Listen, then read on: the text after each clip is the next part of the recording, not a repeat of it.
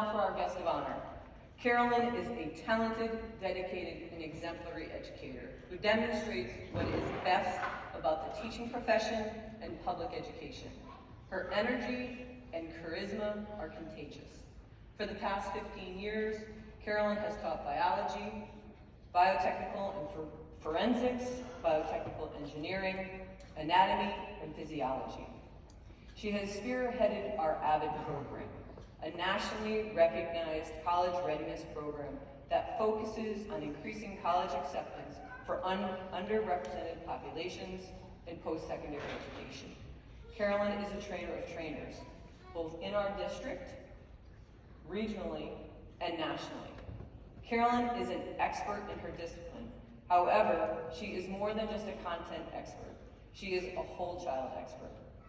Her ability to connect with her students academically and personally allows students to thrive in her classroom, in the school, and in our community. Walk into Carolyn's room and you too will immediately be engaged and connected, not only to the wonders of science, but to the feeling of being seen and valued as a person. Connection and caring make learning possible for students. That is what the best of the best do, and that is Carolyn Kielma. It is an extraordinary honor and privilege to introduce you, the 2023 Connecticut Teacher of the Year and worthy candidate for the National Teacher of the Year, Ms. Carolyn Kielma.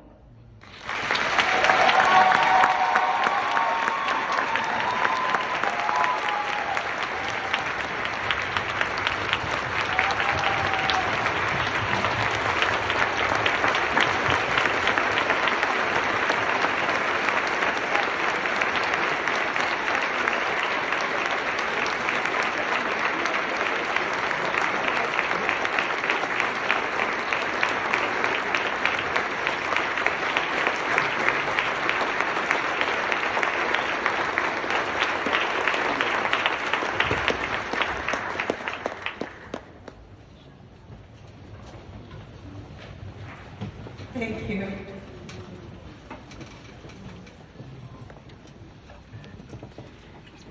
Wow. Thank you so much for all your support tonight. I need to take a moment to thank Mark Jakowitz and Voya Financial, Beth Regan, Chuck Bunnell, and the Mohegan Tribe, along with Dalio Education for supporting the exceptional Connecticut Teacher of the Year program. Special thanks to the Connecticut State Department of Education, specifically Commissioner Russell Tucker, Dr. Shawana Tucker, Mary Glassman, Sharon Fuller, along with, of course, David Basso, and Kim King, who mentioned in her speech about feeling like in Oz, and she has guided me gracefully through all of it while I just stood there like a deer in headlights. Thank you, Kim. And the Connecticut Teacher of the Year Council and Selection Committee for this extraordinary and overwhelming experience. I also want to thank Dr. Carbone and the entire staff of Bristol Eastern High School, some of whom are here tonight. Thank you. Bristol Public Schools and the Board of Education for supporting me, appreciating my dedication to my students, and encouraging me to evolve my practice to provide equity for all students so that everyone has the opportunity to succeed in my classroom. I will continue to redesign the way I teach to be the best teacher I can be for my students, the community, and the state of Connecticut. I am privileged and honored to be here tonight. I must also thank my family and friends, specifically my husband Michael, and my two sons, Ryan and Henry, whom I cannot look at right now or I will fall into tears. Thank you to my mother Elke for immigrating to Germany when you didn't even speak the language. Thank you to my brother Eric and my sister Rebecca, who is also a Middletown high school teacher. Shout out, sis. And Daddy, my father. I know you're up in heaven bragging about me to anyone who'll listen. Thank you to all the educators, and their families in the crowd tonight for coming here to support public education and the hard work we do to help create better humans.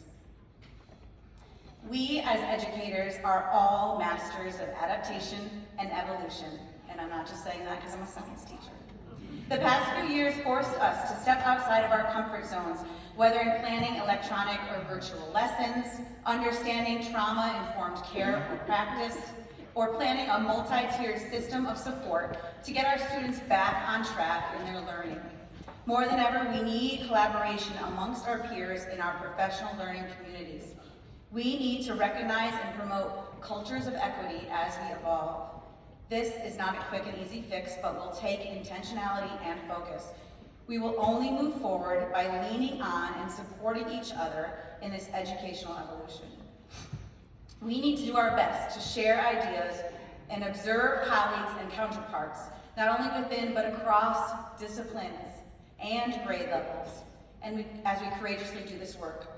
We all have greatness amongst us, and we absolutely need to harness it.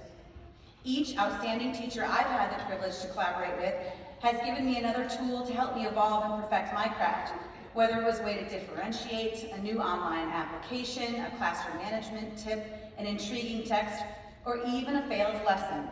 It is you, my fellow educators, who have taught me the most.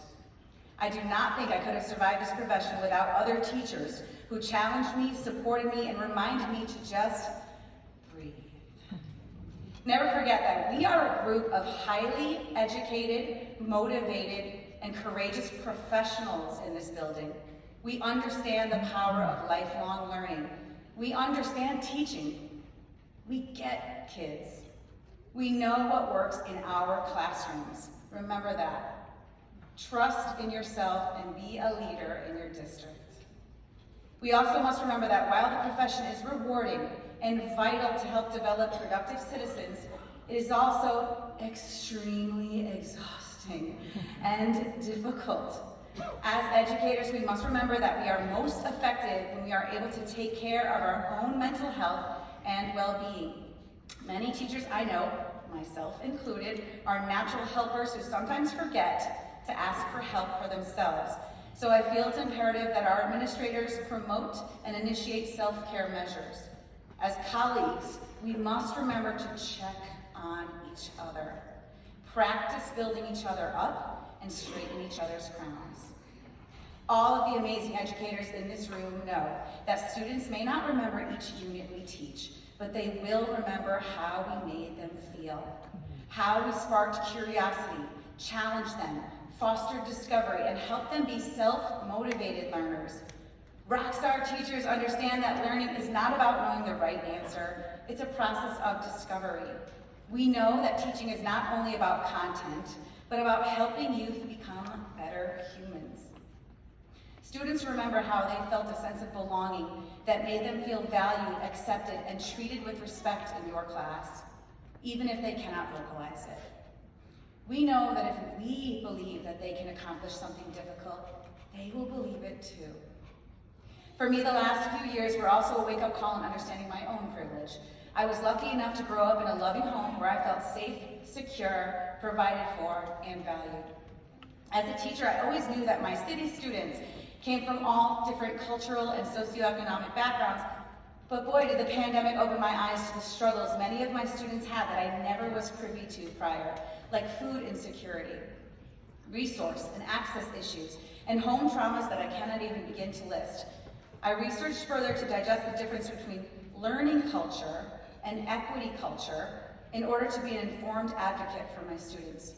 Authors like D'Angelo, Tatum, Williams, Lewis, and Diamond helped me to understand how public education has been doing well at the former, but poor at the latter. Kendi helped me to understand how different environments lead to different kinds of achievement. DeWitt taught me that I cannot teach effectively and expect students to learn when I do not understand how their backgrounds and identities influence their learning, especially if some students do not get the support they need to succeed. This needs to be at the forefront of policy and educational reform. The best way to ensure an effective educational system is not by standardizing our curricula or tests, but by standardizing the opportunities available to all students.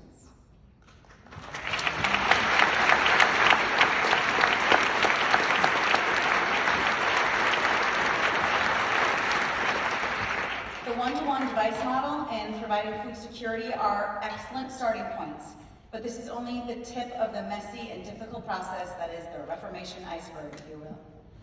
We also know that this work is never truly finished, but we are dedicated to continuing this work for our students. Personally, I feel the absolute best way to represent students in the classroom is to inspire our students of all backgrounds to become educators. This profession needs to look more like the students in the classroom. The best form of representation is not a poster or a slideshow or a picture of someone on a slideshow. It is in the front of the room as a highly educated role model for others to see and learn from. We need teachers of all races, religious groups, cultures, gender identities, physical abilities, and other marginalized groups in our schools, leading our schools. I feel passionate that we need to show students the value of becoming an educator and show them how they can make a difference in others' lives by teaching. Look. Oh, thank you.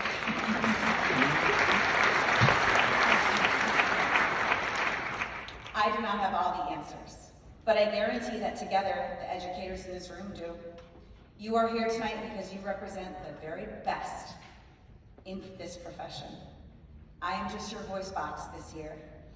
Together, we need to be ambassadors for public education and champions for our youth. Let's do this. Celebrate tonight and return to your schools tomorrow to have the best year yet. Take care of your colleagues, inspire some young minds, and be positive and proud of the incredible work that you are doing for Connecticut and our country. Thank you for all you do. No one will ever be able to say that enough. Thank you.